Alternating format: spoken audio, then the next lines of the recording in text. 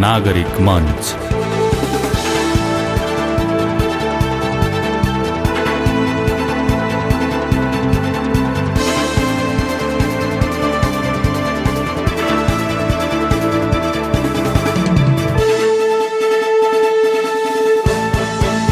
नमस्कार अनि हार्दिक स्वागत छ श्रोतावृन्द। म हुँ कमल छेत्री।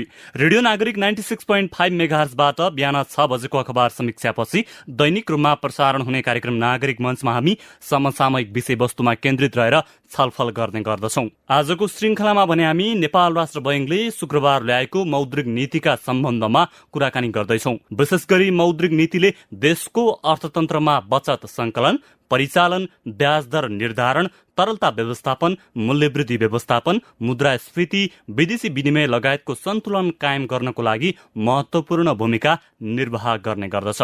कोरोना महामारीका बीच नेपाल राष्ट्र बैंकका गभर्नर महाप्रसाद अधिकारीले चालू आर्थिक वर्ष 2077-78 का लागि जारी गरेको मौद्रिक नीतिले व्यवसायहरूको मन जित्न भने सफल भएको छ।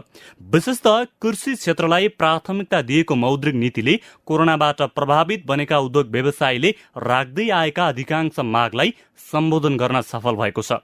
समग्रमा मौद्रिक नीति कस्तो छ? के नयाँ मौद्रिक नीतिले कोरोना महामारीका कारण थला परेको अर्थतन्त्र उकास्न सक्ला? मौद्रिक नीतिले लिएको वित्तीय नीति कस्तो छ? कोरोना महामारीबाट प्रभावित बनेका भुइँ मान्छेलाई मौद्रिक नीतिले कसरी सम्बोधन गर्न सक्यो? आजको कार्यक्रममा हामी यिनै प्रश्नको जवाफ खोज्ने प्रयास गर्नेछौं, जसका लागि आजका मेरा अतिथि हुनुहुन्छ अर्थविद डाक्टर रघुवीर विष्ट। उहाँ अहिले हाम्रो टेलिफोन सम्पर्कमा हुनुहुन्छ। उहाँलाई स्वागत गरौं। डाक्टर विष्ट, नमस्कार। कार्यक्रममा स्वागत छ तपाईलाई। नमस्कार। अघि मैले पृष्ठभूमिमा पनि व्याख्या गरे मौद्रिक नीति राष्ट्र बैंकले जारी गरेको छ। समग्रमा मौद्रिक नीतिलाई तपाईले कसरी मूल्याङ्कन गर्नुभयो? एकातिर कोरोना महामारीले अर्थतन्त्र थिलो परिरहेको अवस्थामा आएको मौद्रिक नीतिले निजी क्षेत्रलाई कतिको सम्बोधन गर्न सक्यो? वित्तीय नीति कस्तो रह्यो? समग्रमा कस्तो रह्यो त्यो बताउनुहोस् न। यदि हामीले यसलाई चाहिँ संक्षेपमा मौद्रिक नीति जुन चाहिँ 77-78 को जुन नेपाल राष्ट्र बैंकले प्रस्तुत गरेको छ, त्यसले हेर्दाखेरि चाहिँ त्यसको कार्यदिशा र नीति र को हिसाबमा हेर्दाखेरि त्यो एउटा सही दिशातिर हिँडेको जस्तो देखिन्छ एउटा बाटो। दोस्रो, यसले बजेट नेपालको जुन चाहिँ अस्ति चाहिँ जुन जेठमा चाहिँ प्रस्तुत चाहिँ नेपालको बजेट जुन 77-78 को थियो त्यसलाई चिनेको छ। र दोस्रो चाहिँ कोभिड-19ले जुन चाहिँ अर्थतन्त्रलाई चाहिँ संक्रमण गरेको छ, त्यो संक्रमणलाई यसले चिनेको र त्यसलाई सम्बोधन गर्ने, थोरै मात्रामा राहत दिने प्रयास चाहिँ गरेको हामी पाउन सक्छौँ। समग्रमा सकारात्मक भन्दा फरक नपर्ला त्यसो भए? एकदमै। उसो त निजी क्षेत्रले पनि प्रतिक्रिया जनाइसकेका छन्। मौद्रिक नीति सकारात्मक छ भनेर बताइसकेको अवस्थामा तपाईँ एउटा अर्थशास्त्री भएका नाताले चाहिँ यसले चाहिँ निजी क्षेत्रलाई कसरी सम्बोधन गर्न सक्यो? यसलाई प्रश्न पार्नुहोस् न। त्योभन्दा पहिले चाहिँ नि हामीले एउटा चिज यो मौद्रिक नीतिको केही मान्यताहरूलाई चाहिँ हेर्नुपर्छ। यसको मान्यता के छ भन्दाखेरि विश्वको अर्थतन्त्रमा जुन तरिकाको संक्रमण कोभिड-19ले संक्रमण गरेको छ र IMF-ले जुन तरिकाले यो हाम्रो चाहिँ अर्थतन्त्रमा चाहिँ संकुचन आउने चाहिँ संकेत दिइरहेको अवस्था, एउटा चाहिँ मान्यता यो छ। दोस्रो मान्यता यसले चाहिँ धेरै सकारात्मक हिसाबले मौसम अनुकूल रहेमा, कृषि कर्जा विस्तार भएमा, श्रम शक्ति थपिएमा हाम्रो आर्थिक वृद्धि 60% चाहिँ हुन्छ भन्ने दोस्रो मान्यता यसले राखेको छ। र तेस्रो मान्यता के छ भन्दाखेरि तपाईँको चाहिँ उद्योग र सेवा चाँडोभन्दा चाँडो कोरोनाको चाहिँ नियन्त्रणमा गयो र उद्योग र सेवा क्षेत्र विस्तार भयो भने र अनुमान 4मा चाहिँ बैंकिङ प्रणालीमा पर्याप्त तरलता रह्यो भने आर्थिक पुनरुत्थान र लक्षित कर्जा कार्यक्रमहरू चाँडै भएर हाम्रो चाहिँ आर्थिक गतिविधि बढ्छ भन्नेमा छ। र 5औंमा चाहिँ आन्तरिक उत्पादन अभिवृद्धि र आपूर्ति व्यवस्थाको सुदृढीकरण भएर मूल्य स्थायित्व हुन्छ। 6मा चाहिँ आर्थिक क्रियाकलाप विस्तार भएर आयात वृद्धि हुन्छ, निर्यात विप्रेषण आपदा पनि वृद्धि हुन्छ भन्ने मान्यता छ। अब यो एउटा चिजलाई केलाउनु हो भने यो एउटा साह्रै चाहिँ सकारात्मक हिसाबले र आशावादी हिसाबले चाहिँ ल्याएको पाइन्छ। तर तपाईँले एउटा चिज के पाउन सक्नुहुन्छ भन्दाखेरि विश्वको परिदृश्यमा अन्तर्राष्ट्रिय मुद्रा कोषले जुन तरिकाले तपाईँको विश्वभरि सङ्कुचनमा जान्छ भने हामी चाहिँ नि कहाँ जान्छौँ भन्दाखेरि हामी विस्तार आर्थिक वृद्धि दर चाहिँ उच्च हुन्छ भन्ने मान्यता त्यो चाहिँ सम्भव छ कि छैन र हाम्रो जस्तो चाहिँ अपूर्ण र अप्रतिस्पर्धी चाहिँ अर्थतन्त्र जुन चाहिँ अधुरो अपुरो छ त्यस्तो अर्थतन्त्रले चाहिँ त्यति हासिल जुन विश्वको लाइनमा या चाहिँ प्रक्षेपण गरेको लाइन भन्दा पृथक रूपमा हामी जान सक्छौँ कि सक्दैनौँ भन्ने एउटा प्रश्न छ। अर्को कुरा कोभिड-19लाई हामीले सम्बोधन जुन परीक्षण भयो त्यसको लागि चाहिँ अनुगमन भयो र त्यसलाई सङ्कुचन गर्ने काममा जुन तरिकाले गर्नुपर्ने थियो त्यो प्रभावकारिता नदेखेको अवस्थामा भगवानको भरोसामा छोडेको अवस्थामा चाँडोभन्दा चाँडो नियन्त्रणमा गयो भन्ने आधार र मान्यता बोकेर हामीले यो बनाइरहेका छौँ, जसका कारणले गर्दाखेरि सबै चिज जस्तै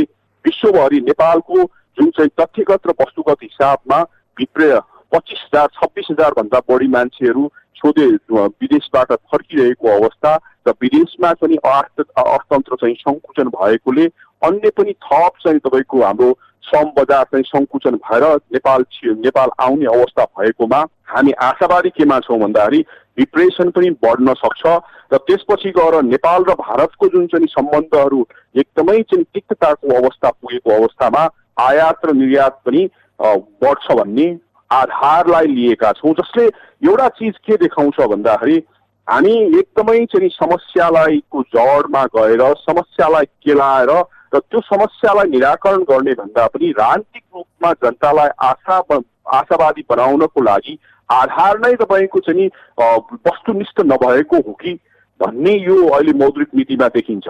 तपाईँले महत्त्वपूर्ण कुरा उठाउनुभयो। एकातिर यसलाई मौद्रिक नीतिलाई समग्रमा निजी क्षेत्रको नजरबाट हेर्ने हो भने सकारात्मक लिए पनि यसमा मौद्रिक नीति व्यवस्थापनका अर्थात् देशमा हुने जुन प्रकारका आर्थिक गतिविधिहरू छन् त्यसलाई व्यवस्थापन गर्नको लागि मौद्रिक नीतिमा जुन प्रकारका आधार उल्लेख गरिएको छ, जुन तपाईँले उल्लेख गर्नुभयो, यसमा महत्त्वपूर्ण कुरा उठाउनुभयो। अनि त्यसो भए समग्रमा चाहिँ सकारात्मक माने पनि वित्तीय नजरबाट अर्थात् अन्य क्षेत्रबाट चाहिँ कसरी हेर्ने त? त्यसो भए यसो छ वित्तीय अब तपाईँको चाहिँ हामीले जुन तरिकाको बजेटमा जुन तरिकाको नीति लियौँ, बजेटरी चाहिँ नीतिहरू लियौँ, त्यसको लागि सहयोगीको रूपमा ल्याएको पाइन्छ। तर जुन तरिकाको समस्या कोभिड-19 ल्याएको छ र त्यसको चाहिँ समाधान भनेको राज्यले अभिभावकत्व ग्रहण गरेर ठुलो मात्रामा लगानी गर्ने हो। लगानी चाहिँ पूर्वाधारमा हो र सबै चाहिँ राहत र पुनरुत्थानका कार्यक्रमहरू अगाडि ल्याउने हो। त्यो सवालमा चाहिँ राज्यले के लिएको पाइन्छ भन्दाखेरि कर्जाको मोडालिटीको आधारबाट चाहिँ जुन चाहिँ निजी क्षेत्र जसको चाहिँ हाम्रो अर्थतन्त्रमा 80-85% चाहिँ जुन योगदान रहिआएको छ त्यसको पुनर्संरचना र तपाईँको चाहिँ पुनर्सञ्चालनको चाहिँ वातावरण तयारी गर्ने हिसाबमा यो मौद्रिक नीतिले हेरेको पाइन्छ, जसका कारणले गर्दाखेरि बैंकिङ क्षेत्र किन खुसी छ भन्दाखेरि तरलताको अनुपातहरू घटाएको छ, बैंक रेटहरू घटाएको छ, जसका कारणले गर्दाखेरि नेपाल यो मौद्रिक नीतिले के आशा गरेको छ भन्दाखेरि यसले चाहिँ बजारमा तरलता वृद्धि गर्छ र उत्पादकमुखी तरलता वृद्धि गर्छ र जसका कारणले गर्दाखेरि रोजगारी र चाहिँ उत्पादन वृद्धि हुन्छ र जसको आधारमा चाहिँ हामीले आर्थिक वृद्धि दर 7% हासिल गर्न सक्छौँ भन्ने यसले आशा राखेको हामी पाउँछौँ। जसका कारणले गर्दाखेरि थोरै मात्रामा जुन चाहिँ हाम्रो उद्योग व्यवसायहरू छन्, जुन कतै ध्वस्त भएको पूर्ण रूपमा कतै ध्वस्त भएको तर पुनर्निर्माण गर्यो भने सञ्चालन हुन सक्ने र पुनर्सञ्चालन हुनको लागि तपाईँको चाहिँ रिफाइनेन्सिङ नभएको र त्यसकोमा चाहिँ तत्कालीन चाहिँ सञ्चालन हुन सक्ने थोरै मात्रामा राहत र कस्टमा म्यानेजमेन्ट गर्यो भने हुने खालका चाहिँ हाम्रो विभिन्न चाहिँ खर्चहरू छन्। उद्योगको बढी कोभिड-19ले असर गरेका हाम्रा अर्थव्यवस्थाहरू छ, त्यसको लागि एउटा चाहिँ कर्जाको मार्फतबाट एउटा राहतको हिसाबले र पुनरुत्थानको हिसाबले हामीले यसलाई चाहिँ सकारात्मकमा हाम्रो निजी क्षेत्र लिएको पाइन्छ। यदि तपाईँले सेयर मार्केटको हेर्ने हो भने अब 75% चाहिँ त्यसमा वृद्धि गरेर 70%सम्म तपाईँको सेयर संरक्षणबाट पैसा चलाउन पाउने भयो, जसले गर्दाखेरि सेयर बजार वृद्धि हुन्छ कि भन्ने आशा गरेको हामी पाउन सक्छौँ। रियल इस्टेटको बजारलाई चाहिँ कर्जाको चाहिँ संरक्षण थोरै मात्रामा तलमाथि गरेको छ। तपाईँले चाहिँ 50% बाहिर चाहिँ छ र काठमाडौँभित्र 40%, जसले गर्दा रियल इस्टेट बिजनेस पनि थोरै मात्रामा अगाडि आउँछ कि त भन्ने कुरा छ। अनि त्यसपछि गएर कृषिको कुरा छ र हाम्रो ऊर्जाको क्षेत्रहरू छ। त्यो कर्जाको मार्फतबाट हाम्रा चाहिँ कोभिड-19ले असर परेकाहरूलाई पुनरुत्थान र पुनर्सञ्चालन गरेर अर्थतन्त्रलाई विस्तार गर्न सकिन्छ कि भन्ने भएकोले गर्दाखेरि निजी क्षेत्र थोरै सकारात्मक भएको हामी पाउन सक्छौँ, जसको हामी आशा गर्नुपर्ने ठाउँ चाहिँ कार्यान्वयन पक्ष कसरी जान्छ भन्ने कुरा छ। एक्ज्याक्टली, कार्यान्वयन पक्ष। तर यसमा एउटा चिज छ, जस्तै बजेटले 1 खरब 50 अरब रुपियाँको कोषको कुरा गरेको थियो, तर अब यसमा मौद्रिक नीतिमा आउँदाखेरि त्यो 1 खरब 50 अरबको कोषको व्यवस्थापन, त्यसको सञ्चालन र त्यसको परिचालन कसरी हुन्छ भन्ने कुरा यसमा आउँछ कि भन्ने सबैले आशा गरेको थियो। यो खुम्च्याएर 50 अरबमा सीमित गरेको हामी पाउन सक्छौँ। त्यो पनि तपाईँको चाहिँ बजेटले जे बोलेको छ, जुन तरिकाले पर्यटन क्षेत्र र तपाईँको अन्य उद्योग जुन धराशायी भएका उद्योगहरू छ त्यसलाई पुनरुत्थान गर्ने हिसाबमा कुरा गरेको थियो। यसमा आउँदाखेरि थोरै मात्रामा डाइभर्ट र डिभिएसन आएको हामी पाउन सक्छौँ, जसले गर्दाखेरि कसरी कार्यान्वयन हुन्छ भन्ने कुरा महत्त्वपूर्ण छ। ओके, कारण अब आगामी दिनमा कार्यविधि भन्ला अर्थात् निर्देशिका भन्ला कसरी कार्यान्वयन गर्ला राष्ट्र बैंकले त्यो भने हेर्न बाँकी छ। अलिकति तपाईँले अघि उल्लेख गर्नुभयो जस्तो वाणिज्य बैंकहरूले कृषिमा कम्तीमा 15% लगानी गर्नुपर्ने, त्यसै गरी ऊर्जामा कम्तीमा 10% लगानी गर्नुपर्ने भन्ने विषय आएको छ। यसले चाहिँ हाम्रो अर्थतन्त्र उकास्नलाई के कसरी सहयोग गर्ला? यसो छ, यो नौलो कुरा होइन। तपाईँले चाहिँ गत वर्षको चाहिँ मौद्रिक नीति हेर्नुभयो भने यो मौद्रिक नीति चाहिँ कम्प्रिहेन्सिभ र डिटेलमा आएको छ कर्जाको विषयमा। तर तपाईँले गत वर्षको चाहिँ मौद्रिक नीतिलाई हेर्नुभयो भने त्यो प्रोभिजन प्राथमिक क्षेत्रमा राखेको प्रोभिजन चाहिँ यसमा पनि निरन्तरता मात्रै हो। यसलाई हामीले अन्यथा सोच्नु जरुरी छैन।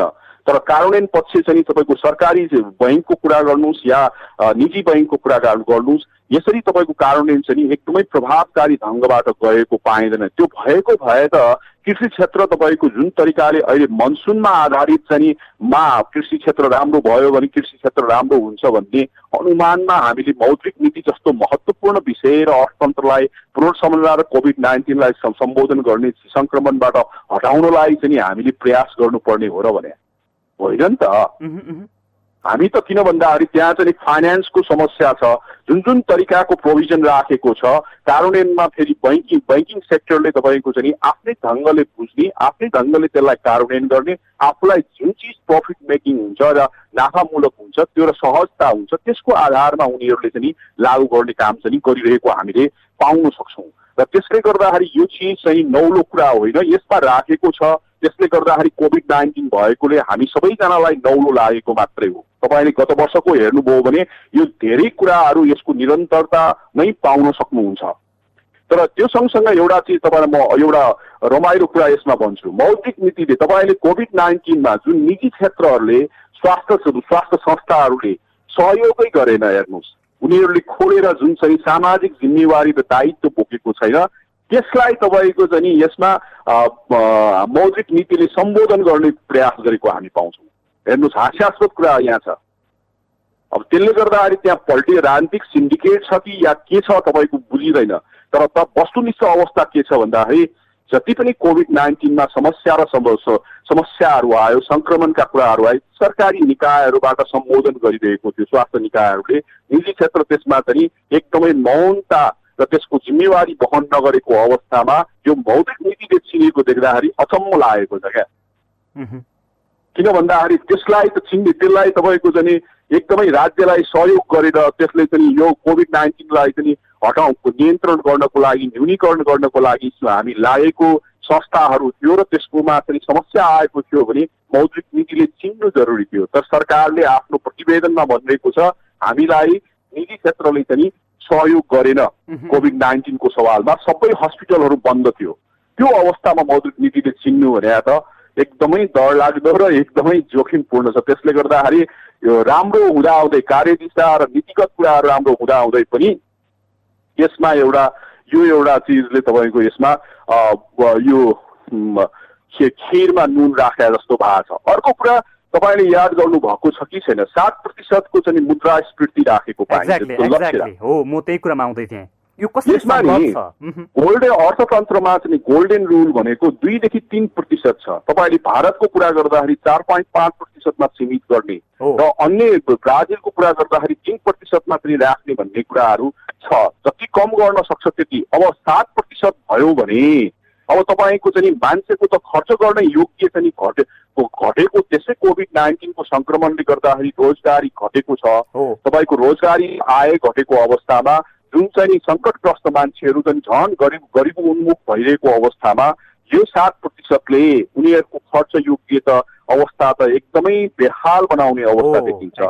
जसले हाम्रो आय वितरणका कुरा गर्नुहोस् या तपाईँको चाहिँ नि आर्थिक वृद्धिदरका कुरा गर्नुहोस्, त्यो चिजमा चाहिँ नि एकदमै असन्तुलन र अन्योलता चाहिँ थपिने अवस्था हामी पाउन सक्छौँ। र जसले गर्दाखेरि तपाईँले चाहिँ व्यापार व्यवसाय विस्तार हुन्छ भन्ने जुन चाहिँ तर्क या चाहिँ मान्यता राखिराख्नु भएको छ, इन्फ्लेसन बढ्न साथै यानि कि मुद्रास्फीति बढ्न साथै के हुन्छ भन्दाखेरि त्यसको नाफामा सङ्कट हुने कारणले गर्दाखेरि त्यो विस्तार चाहिँ पुँजी निर्माण हुन नसक्ने, कस्ट अफ चाहिँ तपाईँको जुन चाहिँ उद्योग व्यवसायको खर्च जुन लागत खर्च वृद्धि भएर तपाईँको चाहिँ अझ चाहिँ त्यसले चाहिँ नकारात्मक असर र त्यो खुम्चिने अवस्था सिर्जना गर्छ। जुन तरिकाले विस्तार हुनुपर्ने त्यो विस्तार हुन सक्ने अवस्था हुँदैन। एकातिर हामी कर्जा पनि विस्तार गरेर त्यसलाई चाहिँ विस्तार गर्ने हिसाबमा नीति लिएका छौँ, त्यो विस्तार गर्ने नीतिलाई चाहिँ यो मुद्रास्फीतिले चाहिँ लगाम लगाउँछ कि भन्ने मलाई डर लागिरहेको अवस्था छ। ओके, अनि अर्को कुरा तपाईँले महत्त्वपूर्ण कुरा उल्लेख गर्नु नै भयो। मुद्रास्फीति अहिले कोरोना महामारीले गर्दाखेरि मानिसको दैनिक क्रियाकलापहरू लगभग एकदम ठप्प भएको अवस्थामा अर्थात् सुस्त भएको अवस्थामा मुद्रास्फीति 7%मा कायम गर्ने भन्नेमा आफैमा एक प्रकारको भन्ने हो भने अब त्यसलाई के भनौँ, तपाईँकै भाषामा भन्ने हो भने महत्त्वकाङ्क्षी भनौँ या अन्य नाम दिउँ। अर्को कुरा छ नि मैले मुद्रास्फीतिको कुरा गरेँ। होइन, यो महत्त्वकाङ्क्षी होइन, यो त हाम्रो असक्षमता हो नि त। एक्ज्याक्टली, यो त कहाँ तपाईँको मुद्रास्फीति चाहिँ आर्थिक वृद्धि जस्तो सकारात्मक भएको महत्त्वकांक्षा भन्ने छ। यो त तपाईँको चाहिँ नकारात्मक चाहिँ यो इन्डिकेटर हो नि त। र जसले गर्दाखेरि यसले त तपाईँको ठुलो मात्रामा, किन भन्दाखेरि यसको छोटो अल्पकालीन अवस्थामा उत्पादन र चाहिँ मुद्रास्फीतिको सम्बन्ध नै ट्रेडअपको सम्बन्ध हुन्छ। भन्न खोजे मुद्रास्फीति बढ्यो भने तपाईँको चाहिँ उत्पादन घट्छ, तर लामो अवस्थामा हाम्रो चाहिँ नीतिगत रूपमा चाहिँ ट्युन राम्रो भयो, वित्तीय नीतिहरू र मौद्रिक नीतिहरू चाहिँ ट्युन राम्रो भयो भने मात्रै त्यसले चाहिँ हामीलाई उत्पादक परिणाम दिन्छ। तर छोटो समयको लागि त यो त हुँदै हुँदैन। र अनि अर्को कुरा तपाईँले याद गर्नुपर्ने कुरा छ, यसले तपाईँको चाहिँ हाम्रो आर्थिक विस्तार जुन चाहिँ आर्थिक वृद्धि दर हामीले के सोचेका छौँ नि लङ्गोरो घोडाकोमा हामी बिरामी परिरहेका छौँ, अब हामी चाहिँ दौडिन्छौँ भन्ने जुन सपना 7%को छ कोभिड-19 अवस्थामा, त्यो अवस्थामा पनि हामीले यदि चाहिँ तपाईँको उच्च चाहिँ मुद्रास्फीति हुने हो भने त्यो चाहिँ आर्थिक वृद्धि दरलाई पनि त्यसले गोलमाल गरिदिन्छ, त्यो छलाङलाई तपाईँको रोक्छ यसले तपाईँको। अनि त्यसपछि गएर रोजगारीको कुरामा चाहिँ अब यो जुन तरिकाले कर्जाको विस्तारबाट हामीले चाहिँ आर्थिक चाहिँ पुनरुत्थान व्यवसायहरूलाई गर्ने त्यसले रोजगारी कसरी विस्तार गर्छ भन्ने कुरा महत्त्वपूर्ण छ। र त्यो रोजगारी भएर आएर यो इन्फ्लेसन भयो भने नेचुरल्ली हुन्छ र मान्छेसँग आय खर्च योग्य बढ्छ र त्यस उनीहरूले चाहिँ एडजस्ट गर्न सक्छ। तर नभए भने तपाईँको चाहिँ आय वितरण प्रणालीमा धनी मान्छे धनी हुने हुन्छ, गरिब मान्छे अझै तपाईँको सङ्कटग्रस्त चाहिँ अवस्थामा पुर्याउने काम चाहिँ यसले गरिदिन्छ। त्यसले गर्दाखेरि यसलाई चाहिँ हाम्रो अर्थतन्त्रको जस्तै 7% तपाईँको आर्थिक वृद्धि दर छ, 7% तपाईँको मुद्रास्फीति हो भने त अर्थतन्त्र त अन्य त्यसले त तपाईँको नकारात्मक त्यो चाहिँ जुन फाइदा चाहिँ हामीले आर्थिक वृद्धि दर जनताले पाउनु पर्ने हो त्यो पाउन सक्ने अवस्था हुँदैन। अनि जस्तो मुद्रास्फीति 7% कायम राख्दाखेरि चाहिँ बजारमा समग्रमा कस्तो प्रभाव पर्ला, भुइँ मान्छेमा कस्तो प्रभाव पर्ला, अलिकति यसलाई विश्लेषण गरिदिनुहोस् न। हामी आम नागरिकलाई कस्तो प्रभाव पर्ला? अहिले चाहिँ कोभिड-19 अवस्थामा हामीले धेरै कुराहरू सोच्नु जरुरी छैन। हामी अर्थतन्त्र नै एकदमै सङ्कुचनमा गइरहेको अवस्थामा या एकदमै चाहिँ त्यसले मन्दीतर्फ चाहिँ अग्रसर। तर यो मौद्रिक नीति चाहिँ गजबको के छ भन्दाखेरि यसले चिनेन, त्यसलाई कोभिड-19लाई चिनाएको छ, तर आर्थिक चाहिँ तपाईँको अवस्था के छ, तपाईँको मुद्रा तपाईँ चाहिँ मन्दीमा हो कि या चाहिँ तपाईँको यसको चाहिँ सङ्कुचनमा गइरहेको हो कि यसलाई नचिनेको देखेर म अचम्म लागेको छ क्या। समस्या समाधान नीतिको काम भनेको समस्या समाधान गर्ने हो। त्यो समस्यालाई नचिनिसकेपछि, त्यसको गहिराईलाई नबुझिसकेपछि, त्यसको वस्तुनिष्ठ अवस्थालाई नबुझिसकेपछि तपाईँले समाधान कसरी गर्नुहुन्छ? अहिले फेरि अर्को कुरा के छ भन्दाखेरि जुन तरिकाले कर्जाको चाहिँ विस्तार गरेर हाम्रो 85% पुर्याइएको छ हो बैंकहरुमा तरलतालाई चाहिँ व्यवस्थित हो म त्यही जोड्दै खोजेँ अहिले जस्तो बैंक तथा वित्तीय संस्थाले कुल निक्षेपको 85% कर्जा प्रवाह गर्न पाउने भनिएको छ एकातिर बैंकमा तरलता व्यवस्थापन हुन नसकेको अवस्थामा बैंकमा अहिले तरलता एकदमै धेरै छ हैन यस्तो अवस्थामा कसरी यसलाई अब नियन्त्रण गर्न सकिएला अर्थात व्यवस्थापन गर्न सकिएला होइन त्यही कुरा गर्दैछु म त्यो जुन चाहिँ तरलता छ तरलता चाहिँ विस्तार गरेर तपाईँको सबै चिजलाई सम्बोधन गर्ने हिसाबमा यो गइरहेको छ त्यो चिजलाई तपाईँले त्यो चिज भनेको तपाईँको हामीले आपूर्ति या उत्पादनको पक्षबाट मात्रै हो नि तपाईँले यो वित्तीय यो चाहिँ बजेटको मार्फतबाट या तपाईँले राष्ट्रको चाहिँ अर्थ राजनीतिको हिसाबबाट तपाईँको मागको पक्षलाई के गर्नुभयो त जनताको जुन राहत जुन चाहिँ तरिकाले कोभिडबाट चाहिँ असर गरेका र साथमा चाहिँ लकडाउनले गर्दाखेरि असर परेका हाम्रा रस्ता जुन बेरोजगार भएका छन् करिब करिब 70 लाख भन्दा 65 देखि 70 लाख भन्दा बढी मान्छे बेरोजगार भएका छन् गाउँ घर फर्किरहेको अवस्था छ विदेशबाट मान्छेहरू फर्किएको त्यो अवस्था उनीहरूले यदि रोजगारी फर्किन पाउने भए या अरू चिज पाउ भने हुने भए पनि मात्रै तपाईँले गरेको जुन चाहिँ निजी क्षेत्रमा या चाहिँ यो उत्पादन क्षेत्रको लागि चाहिँ तरलता चाहिँ व्यवस्थापन गर्नु भएको छ त्यसको चाहिँ सहजता र सरलता चाहिँ त्यो बजार चाहिँ एकदमै व्यवस्थित हुने अवस्था सिर्जना हुन्थ्यो र जसले गर्दाखेरि हाम्रो चाहिँ मूल्यलाई चाहिँ यसले नियन्त्रण गर्ने या त्यसको चाहिँ माग र चाहिँ आपूर्तिको बिचमा सामञ्जस्य बस्ने अवस्था सिर्जना हुन्थ्यो त्यो अवस्था छैन एकातिर तपाईँले के गर्दै हुनुहुन्छ भन्दाखेरि उत्पादनलाई ध्यान दिने हिसाबमा वित्तीय बजारमा मात्रै एकदमै प्राथमिकीकरण गर्नु भएको छ र मागको विषयमा तपाईँ चाहिँ के भनिरहनु भएको छ भन्दाखेरि तपाईँले कर्जा लिनुहोस् व्यवसाय स्थापना गर्नुहोस् व्यवसाय सञ्चालन गर्नुहोस् रोजगारी गर्नुहोस् पैसा कमाउनुहोस् त्यसपछि खानुहोस् र बजारमा माग बढाउनुहोस् भनेर यो नीतिले त्यस्तो देखाउँछ क्या त्यसले गर्दाखेरि यो नीति मात्रै चाहिँ भएर हाम्रो अर्थतन्त्रको चाहिँ पुनरुत्थान र त्यसको चाहिँ राहत त्यसपछि गएर पुनर्संरचनागत रूपमा चाहिँ अगाडि सामान्यकरण हुन सक्ने अवस्था गाह्रो छ त्यसको लागि अर्थ राजनीति पनि सुधार हुनु जरुरी छ त्यसपछि गएर बजेट नीति पनि एकदमै राम्रो तरिकाले कार्यान्वयन हुनु आवश्यक देखिन्छ क्या अनि मौद्रिक नीतिले लिएको विदेशी विनिमय नीति चाहिँ तपाईँलाई कस्तो लाग्यो अब यसो छ हाम्रो विदेशी विनिमय नीति के छ र भने हामी भारतसँग हामी त केही पनि गरेका छैनौँ हामी त भारतसँग स्थिर तपाईँको विनिमय एक्सचेन्ज स्टेबल चाहिँ फरेन एक्सचेन्ज पोलिसी अप्नाइरहेका छौँ के छ र हामीले के गरेका छौँ र त्यसकै आधारमा हुन्छ त्यहाँ त नेपाल राष्ट्र बैङ्कको पनि कामै केही छ र खुल्ला छोडेका छौँ भन्ने चाहिँ त्यसले नै सबै डिटरमाइन गरेका हुन्छ नि तपाईँले जुन दिन नेपाल र भारतको चाहिँ विनिमय दरलाई चाहिँ आफ्नो हिसाबमा या चाहिँ बजारमा छोड्नुहुन्छ त्यसपछि चाहिँ यो कुराहरू गर्नलाई चाहिँ सान्दर्भिकता हुन्छ अहिले त तपाईँको चाहिँ हामीले त अर्थ राजनीतिमा जोडेर त्यसलाई चाहिँ स्थिर विनिमय नीति लिएका छौँ नि जसले गर्दाखेरि डलरको भावदेखि लिएर या चाहिँ अन्य चाहिँ हाम्रो आर्थिक क्रियाकलापहरू आयात निर्यातहरू त्यसै चाहिँ स्थिर विनिमय दरले चाहिँ नै निर्णय गरेको अवस्था हामी पाउन सक्छौँ जसका कारणले गर्दाखेरि अब पहिलो काम चाहिँ यदि सरकारले चाहिँ आफ्नो स्वतन्त्र रूपमा कति फाइदा छ बेफाइदा छ त्यसको चाहिँ हिसाब किताब गरेर यदि गर्ने हो र आफ्नो बजारलाई यो छोड्दिने हो त्यसपछि यसको महत्त्व र सान्दर्भिकता चाहिँ हाम्रो देशको लागि हुन सक्ने हुन्छ र जसले चाहिँ स्वावलम्बन अर्थ राजनीति चाहिँ बनाउने हुन्छ हामी एकातिर कस्तो छौँ भन्दाखेरि हाम्रो अर्थ राजनीति एकातिर चाहिँ सबै भारतमुखी देखिरहेको छ तर हाम्रो राजनीति चाहिँ स्वावलम्बी या चाहिँ राष्ट्रवादीको हिसाबले अगाडि बढेको छ हाम्रो ठ्याक्कै चाहिँ तपाईँको तालमेल त्यसमा बस्दैन यदि त्यो गर्ने हो भने पहिलो कुरा त भारत र नेपालको चाहिँ स्थिर विनिमय दरलाई चाहिँ तोड्नु पर्यो यदि त्यो सम्भव छ कि छैन थाहा छैन त्यसको असर कतिको पर्छ अहिले हामीलाई फाइदा छ भने ठिक छ फाइदा छैन भने त्यसलाई रिभ्यू गर्नु जरुरी छ त्यसले गर्दाखेरि अहिले यो कुरा त्यति नेपालको सन्दर्भमा त्यति सान्दर्भिकता आउँदैन अनि रिजर्भ रेसियोले मात्रै गर्छ डिटर्मिनेसन भनेपछि यसमा त्यति धेरै चासो दिनुपर्ने आवश्यकता छैन हाम्रो सबै कुराहरू भारतसँग जोडिएपछि होइन जस्तो हुन त हामीले अघि पनि अलिकति चर्चा गर्यौँ अहिले नेपाली काङ्ग्रेस जो प्रमुख प्रतिपक्षी दल हो उसले मूल्य वृद्धिलाई काबुमा राख्ने अहिलेको सबैभन्दा ठुलो चुनौती भनेर चाहिँ टिप्पणी गरेको छ होइन हुन त हामीले अघि पनि चर्चा गर्यौँ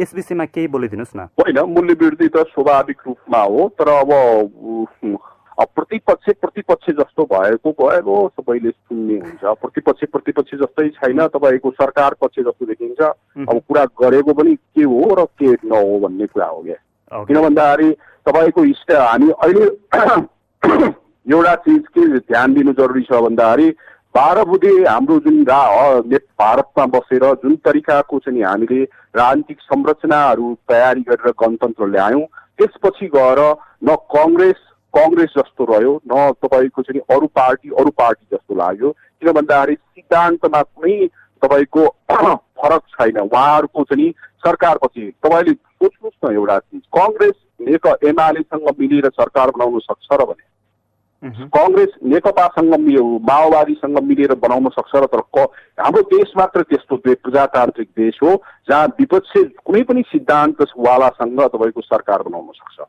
अहिले पनि तपाईँले हेर्नुभयो भने एमसीसी को कुरा गर्ने हो भने तपाईँको कांग्रेस चाहिँ तातेको चाहिँ ताप्के जस्तो छ, सरकार चाहिँ तपाईँको पर्खेर त दुवैजनाको सहमति छ। त्यस्तो हिसाबमा न कहाँ प्रतिपक्ष छ र भने उहाँ प्रतिपक्ष, त्यो त सरकार पक्ष नै हो। यहाँ त जनता जो सडकमा उत्रिरहेको छ त्यो हो प्रतिपक्ष। यहाँ तपाईँको सरकार र संसदमा बस्ने जुन प्रतिपक्षको कुर्सी होस् या सरकार, त्यो दुवै चाहिँ तपाईँको सरकार सत्ता पक्ष हो। र यो अवस्थामा उहाँहरूले चिन्ता गर्नु स्वाभाविक रूपमा हो, तर प्रतिपक्षको हिसाबमा त्यो टुक छैन। त्यो भएको भए त देश त एकदमै एउटा सैद्धान्तिक रूपमा पार्टीहरू बीच चाहिँ तपाईँको प्रतिस्पर्धा हुन्थ्यो र त्यसपछि गएर सैद्धान्तिक रूपमा चाहिँ कार्यक्रमहरू आउँथ्यो, सैद्धान्तिक रूपमा क्रियाकलाप हुन्थ्यो, सैद्धान्तिक रूपमा देशको चाहिँ सरकार पक्ष भन्दा पनि प्रतिपक्षको भूमिका चाहिँ प्रभाव, किन भन्दा वेटिङ गभर्मेन्ट भएकोले प्रभावकारिता देखाउने हिसाबमा लाग्थ्यो। म तपाईँले हेर्नुभयो भने कहीँ देखेको छैन। अर्को कुरा, जहाँ तपाईँको 40% चाहिँ कांग्रेसले जितेको छ नि, नगरपालिका जितेको छ, अरू ठाउँमा जितेको छ, गरेको के छ तपाईँले? अनि भन्न खोजे तपाईँको डिफरेन्स के? डिफरेन्सको किता काट चाहिँ गर्नु जरुरी छ। बोलेर मात्रै हुँदैन, व्यवहारमा र यो अरू चिजमा पनि जरुरी छ। त्यसले गर्दाखेरि अहिलेको हाम्रो चाहिँ अर्थतन्त्रको जुन तरिकाको चाहिँ रिइन्जिनियरिङ छ, त्यो रिइन्जिनियरिङको लागि चाहिँ अब यो उहाँहरूले इस्यु उठाउनु भएको जायज छ। यसको चाहिँ तपाईँको हामी नकारात्मक असर नै हामीले अघि पनि कुरा गर्यौँ, यसको चाहिँ जनतामा नकारात्मक असर पर्ने देखिन्छ। यो ठुलो चुनौतीको रूपमा छ। किन भन्दाखेरि हामी कोभिड-19लाई चिनेर मात्रै हुँदैन, यसको असरको गहिराई कति छ। अहिलेसम्म तपाईँको 4-5 महिना या 6-5 महिनाको कुरा हेर्ने हो भने तपाईँको चाहिँ 10 खरब भन्दा बढी हाम्रो अर्थतन्त्रले क्षति बेहोरेको अवस्था छ। तपाईँले अब 5-6 महिनापछि मौद्रिक नीतिले त्यसलाई सम्बोधन बजेटमा हेर्नुहोस् गरेको चिज चाहिँ कुनै पनि कार्यान्वयन हुने अवस्था आएको देखिँदैन। कार्यान्वयन भएको छ भने राजनीतिक जुन चाहिँ तबकामा सत्तामा बसेका मान्छेहरूको गाडी किन्ने, उनीहरूको विलासिताको लागि चाहिँ त्यो स्रोत र साधन चाहिँ परिचालन भएको पाइन्छ। जनताको लागि 1 बोरा चामल र 1 केजी चाहिँ तपाईँको ताल दिएको पाइन्छ, जसले अर्थतन्त्रलाई त कुनै सकारात्मक असर गर्दैन। फोटो खिच्नलाई मात्रै राम्रो, अर्थतन्त्रलाई चाहिँ तपाईँको स्टिमुलेस गर्ने हो र माग पक्षलाई बजारलाई चलायमान बनाउने हो भने प्रत्येक घर धनीदेखि तपाईँको गरिब 3 करोड मान्छेको घरमा राहत पुग्नुपर्छ। यो धनी र गरिब भनेर तपाईँको वर्गीय चरित्र गरेर हुँदैन। धनी गरिबलाई कम बढी गर्नु पर्ला, तर धनीलाई कम, तर सबैको देश भएकोले राहत त्यसरी जानु गयो त कहाँ गयो। त्यसले गर्दाखेरि हाम्रो माग पक्ष एकदमै कमजोर अवस्था छ, जसको असर तपाईँले चाहिँ वित्तीय अहिले अर्थ यो हाम्रो मौद्रिक नीतिले सम्बोधन गर्ने ढिला भइसकेका छ। त्यसले कतिको चाहिँ सम्बोधन गर्न सक्छ सक्दैन त्यो अर्को बाटो छ, कार्यान्वयन कसरी जान्छ। तर यसले चाहिँ जुन चाहिँ तरलता मात्रै चाहिँ व्यवस्था या पनि बजारमा इन्जेक्सन गरेर हुन्छ कि अर्को एउटा यसमा इम्पोर्टेन्ट बाटो छ, मैले त यसमै जोडेँ।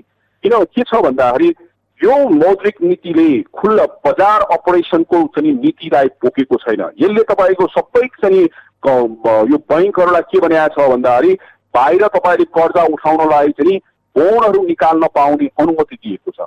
अहिलेको कोभिड-19 को अवस्थामा राज्यले सेयर सेक्युरिटिज र बोन्सहरू किनेर तरलताको व्यवस्थापन गर्ने भन्दा पनि उनले बजारबाटै पैसा उठाऊ र तरलता व्यवस्था कसरी सम्भव हुन्छ र? हिजो तपाईँको गत वर्षको कुरा गर्ने हो भने गत वर्ष तपाईँको 3 पल्ट नै तपाईँको तरलताको चाहिँ सङ्कट आएको अवस्था थियो।